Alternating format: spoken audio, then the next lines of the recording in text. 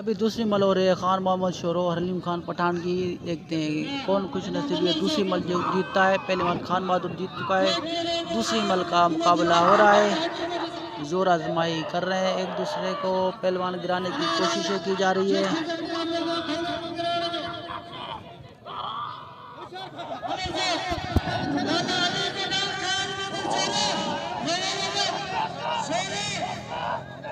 मल का मुकाबला चल रहा है। शेख तुराबी रहमतुल्लाह अलैह के उस मुबारक पे ये मुलाखरा भी हो रहा है। ये गुजर शहर के साथ ये डिस्ट्रिक्ट छठा, यहाँ सुबह शाम मुलाखरा होता है। कल शाम को हुआ था, आज सुबह में हो रहा है।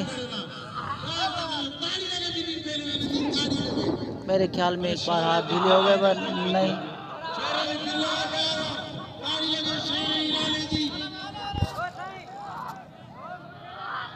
ये मल मेरे ख्याल में बराबर है।